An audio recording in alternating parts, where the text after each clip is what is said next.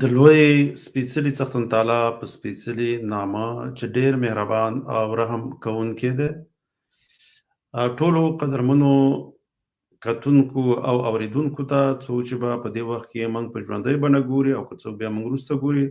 ټولو ته ډېر زیات سلامونه او درناوی. ملګرو څنګه چې ما په عنوان کې ورکړي دي پښتانه او پښتو ژبه، نن به درسره په دې اړه باندې خبرې کوم، په دې موضوع به خبرې کوم. پرون ما یو کتاب لوستو، نو په هغې کې د افغانستان ځینې داسې ولایتونه چې اکثریت یې په قوم باندې پښتانه دي، خو خپله پښتو ژبه یې پرېښودلې ده او په نورو ژبو خبرې کوي. نو بیا ما ویله چې زه به په دې باندې انشاءالله تعالی خبرې کوم، ځکه چې پښتانه په دنیا کې وایي داسې قوم دی چې د خپلې ژبې سره مینه نه لري او د خپلې ژبې په ځای باندې نورو ژبو ته لکه احترام ساتي، نورو ژبو ته وړي او خپله ژبه چې ده هغې ته خو خدمت پرېږده، خو هغه که څوک ورته خدمت کوي په هغې باندې نیوکې کوي او د هغوی دپاره هم لکه مخنیوی کوي او سردردي ورته پیدا کوي. نو ما بیا دا موضوع زه به په دې باندې نن یو څه خبرې وکړم. لکه اول که موږ وګورو هرات چې دی، پرون دې په اړه باندې ما ولوستل، دلته اکثریت چې دی دلته پښتانه اوسېږي، هغه مختلف قسم قومونه چې دي هلته د پښتنو هغه اوسېږي، لکه نورزي او پوپل او نور داسې ډېر قومونه دي. دلته دوی چې دي د وخت په تېرېدو سره دوی خپله ژبه پرېښودلې ده او فارسي ژبې شوي دي، نه پښتو ژبه یې خپله مورنۍ ژبه هغه پرېښودلې. خو یو څو ولسواليګانې شته چې لکه شینډن او ورسره په څنګ کې ځینې نورې ولسوالۍ دي چې هلته لا اوسه تر اوسه پښتو ویل کېږي، خو اکثریتو چې دی هغې خپله مورنۍ ژبه یې پرېښودلې ده. همداسې که موږ وګورو په پښتونخوا کې هم هغه پښتانه چې د شیرشاه سوري په وخت کې یا د لودینو په وخت کې، د غورینو په وخت کې دغه پاچاهانو سره تللي وو او هلته میشت شوي وو، ښه په ډېر تعداد سره تللي وو، خو هغې هم هلته هغه خپله ژبه پرېښودلې ده او هغه ځایي ژبه اردو یا سرایکي یا هندکي هغه ژبې خپلې کړي دي او په خپله ژبه چې دی هغه پرېښودلې ده، هغه ترېنه هېره شوې ده. که موږ داسې وګورو تاریخ په اوږدو کې پښتنو چې ده خپلې ژبې سره ته خدمت هم نه دی کړی او بلکې خپله پښتنو خپلې ژبې ته لکه که داسې ویم چې ته د خپلې یو ژبې خدمت نه کوې، خو دا خپله په یو سپک نظر کتل دي هغه ژبې ته، خپلې ژبې ته. که موږ اوس وګورو که د کوزې پښتونخوا پښتانه وګورو، نو هغه د دې په ځای چې خپلې پښتو ژبې ته احترام وساتي، د هغې په ځای باندې اردو ژبې ته هغه لومړیتوب ورکوي، هغه احترام یا هغه دغه چې دی ودرېدل هغه په اردو ژبه باندې کوي او خپله اردو ژبه چې ده دا خپله چې ده دا هماغه د هندوانو ژبه ده، هلته د هندو نه نفرت لري او بیا د هماغه هندو ژبه په ځان باندې واکمنه ژبه کړې ده. نو دا هم یو لکه منافقت دی، ځکه چې ته د یو قوم نه نفرت هم کې او بیا ته د هماغې ژبه د یو بل نوم په بل نوم باندې لکه هندي ته اردو ویوه هغه بیا په ځان باندې واکمنه کوه. دا په 1830 کال کې انګریزانو د فارسي په ځای باندې اردو د دفتر ژبه کړه، د هند یا لکه د بری صغیر دا وخت کې لکه کله چې بری صغیر د دغه په د انګریزانو په قبضه کې و، نو هغې داسې وکړو د هغې نه د مخه چې وه فارسي ژبه چې دا د ټول بری صغیر دا رسمي ژبه وه، یعنې دفتر ژبه یې وه. هغه داسې وو، ځکه دا بیا شاته یو بل تاریخ لري، ځکه چې خو هغه زه اوس نه درښکوم، ځکه دا مغول چې وو دا په خپله باندې فارسي ژبې نه وو، دوی خپله په کور کې به په ترکي خبرې کولې، نه د خپل فامیل کورنۍ سره. مګر کله چې همایون د شیرشاه سوري څخه شکست وخوړ او هغه ایران ته وتښتېدو،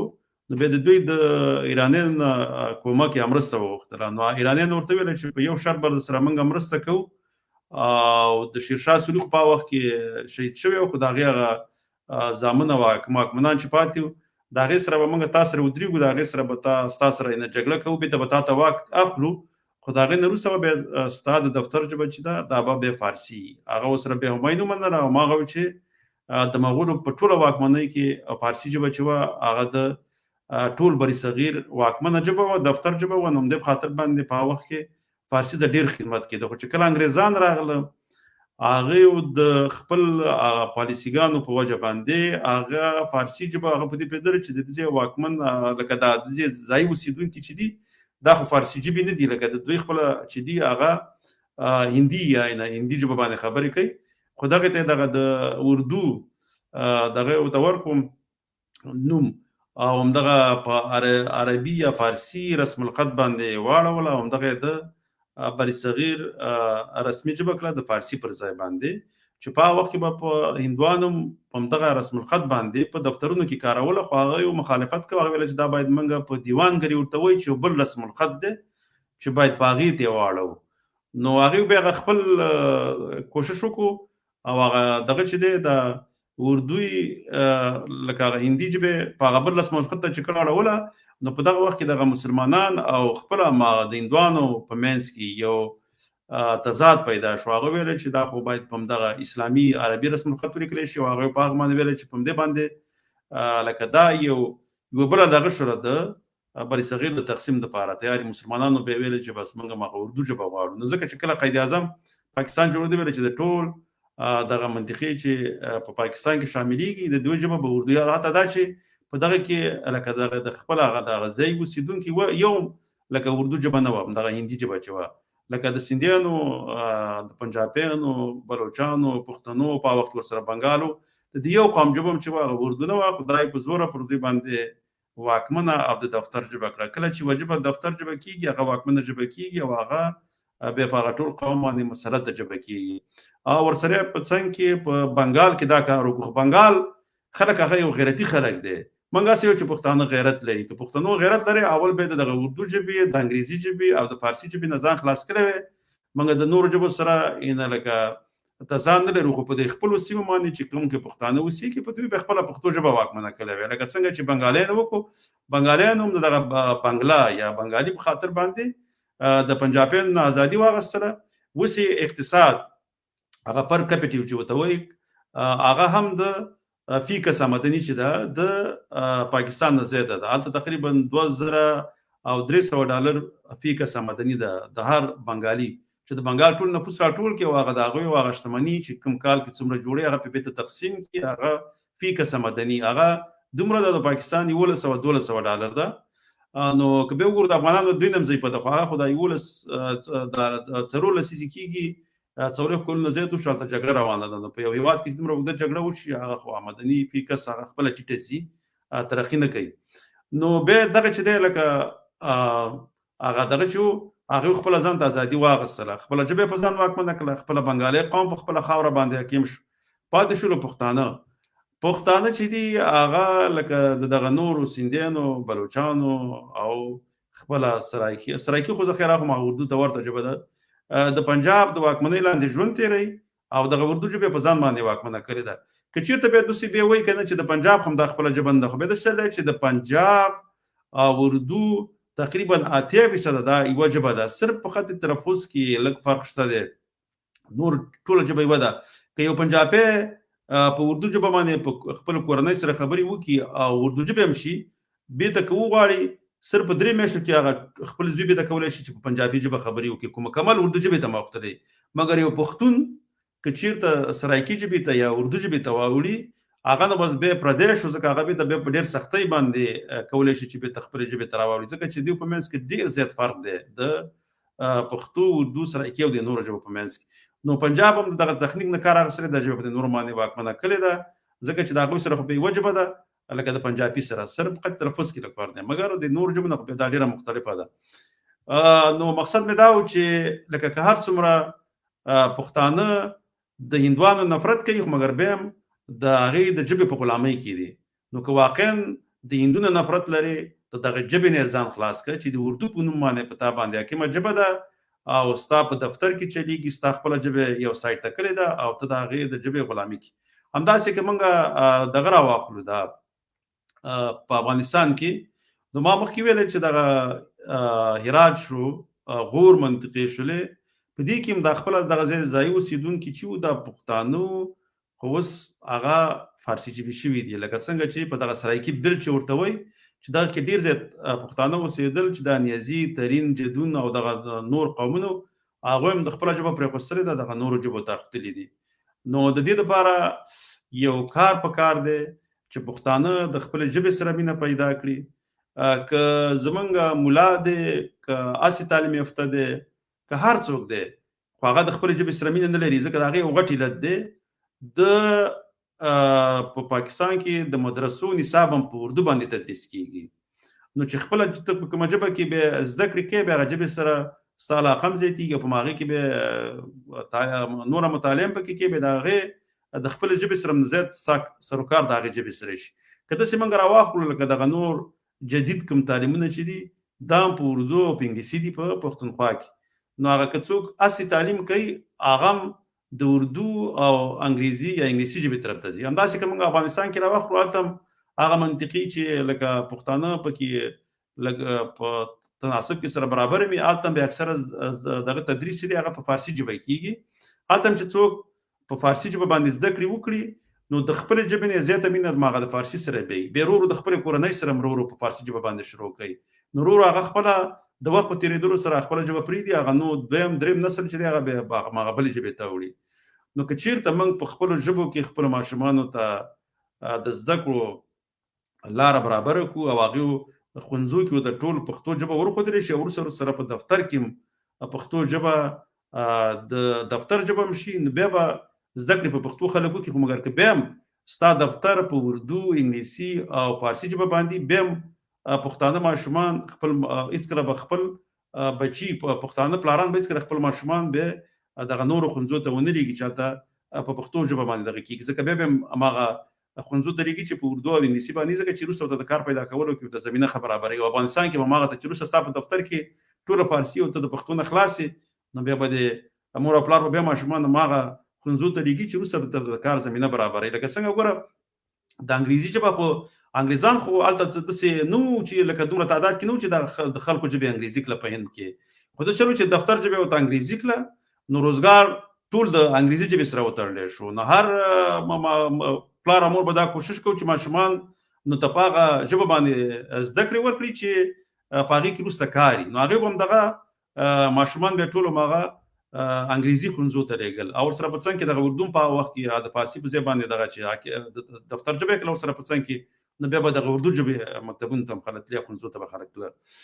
همداسې اوس هم وګورئ که موږ ولې د خپلو ماشومانو ته پښتانه په پښتونخوا کې په اردو او انګریزي ژبه باندې هغه زده کړې ورکړي، هغه د دې لپاره چې هلته وروسته کار روزګار د اردو او انګریزي ژبې سره تړلی دی، ځکه دفتر ټول په انګریزي او بیا وروسته ځینې ځایونو کې په اردو باندې هم کارول کېږي، اردو پکې کارول کېږي. نو دې لپاره ټول هماغه مور او پلار هم بیا دومره علاقه نه لري چې خپل ماشومان هغه ښوونځیو ته ولېږي چې وروسته بیا په هغه ژبه کې بیا کار نه وي، ځکه دلته خو د ژوند د تېرولو لپاره کار ډېر ضرور دی. نو چې کار ضرور دی نو بیا هغه خلک خپل مور او پلار هم هغه ښوونځو ته به ماشومان لېږي چې بیا په هغه چې د کوم یو په دفتر کې کارول کېږي. نو په کار دا ده چې پښتانه ټول ولس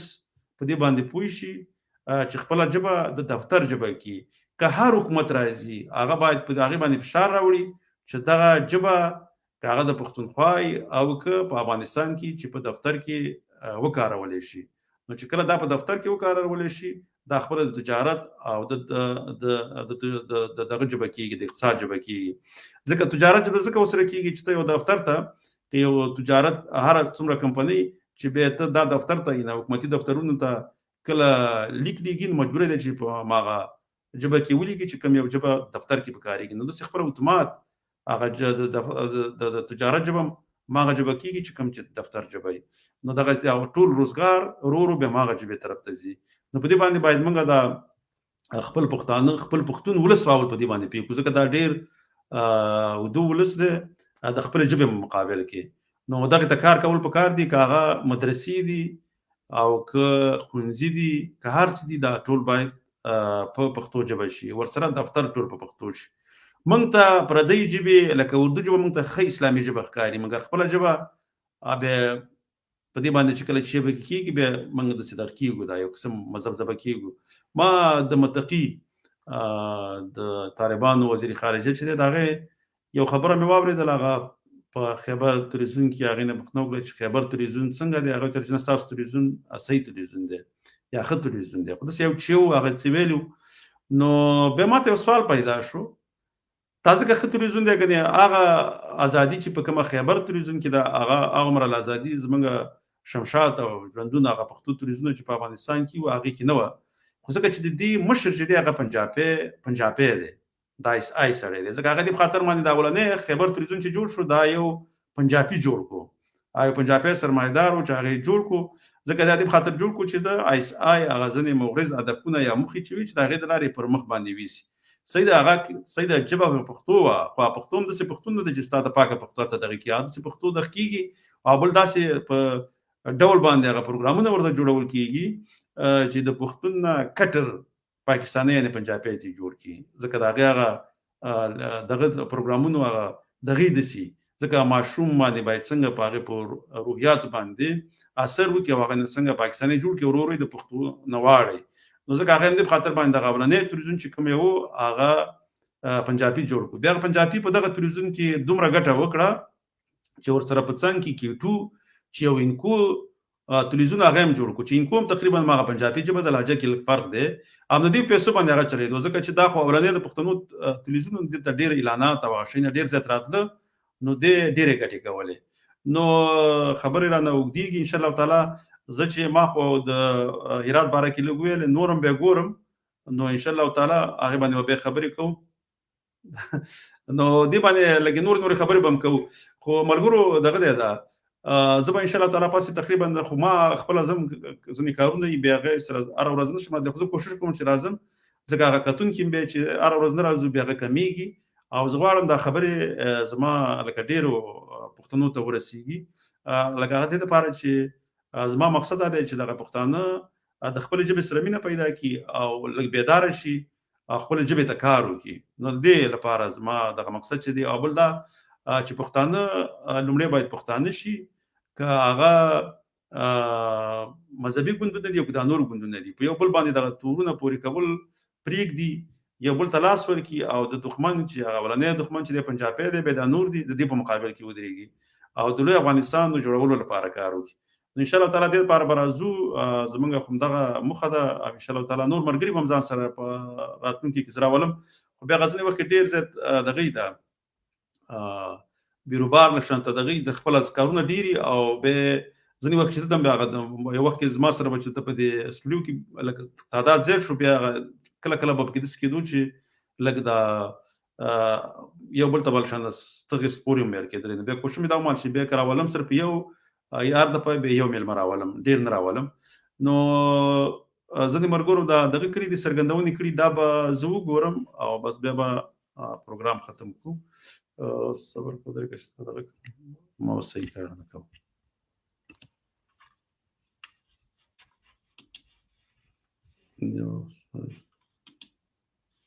دا خو لري او دې ورور کومنټ کړی دی، خو همدا خبره ده بالکل. دا خو دا هر پښتون چې خپله ژبه هېروي، خپل اصل کې خپل هویت هېروي، بالکل دا ده وروره. اتل پښتون ورور مې دی، بل هم ډېر ښه دغه کړی دی او دا بس دا ستاسې کومنټونه مې راواخیستل، یو څو نور راخلو. اچکزي ورور دا به انشاءالله تعالی ما اوس ورته وکړم، ما ورته بیا ستاسو ته تلیفون کړی و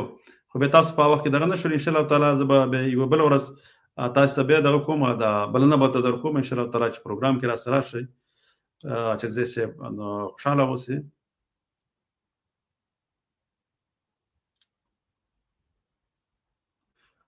او نو اوس پروګرام ختمېږي انشاءالله تعالی، بیا به در سره په بل پروګرام کې مکمل همدا پښتو باره کې به یو دغه کېدو، بیا به تاسو ټول راسره خبرې وکړئ. نو نړۍ مننه.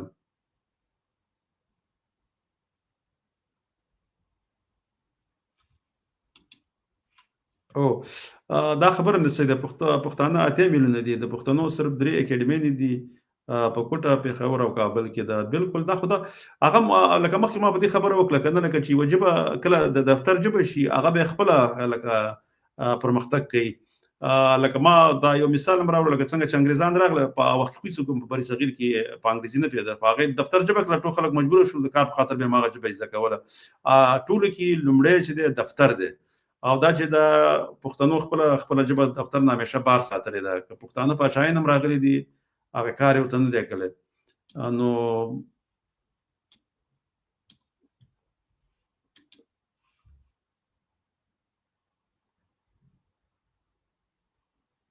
اتل پښتنو را ډیره مننه ځکه تاسو کومنټونه ډیر ښه دي به زه په قتل تر د حکومت ما ته ځکه دا کمپیوټر زما د لري دی لکه ډیر پاک راته نه ښکاره کیږي.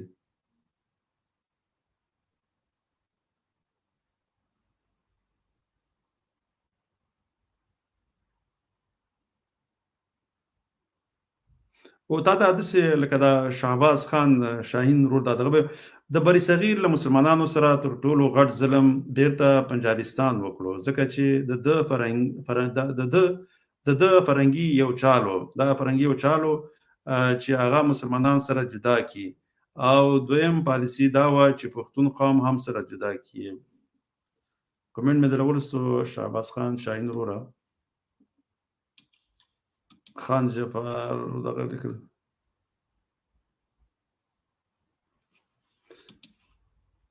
او دا اچکزی صاحب ستا خبره بالکل صحیح وه بالکل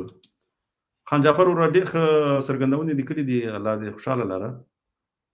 او دا نور به زه انشاءالله تعالی چې کله به دغه شم هغه به زه ګورم علي احمد ورور ته زما د خوا نه هم ډېر سلامونه.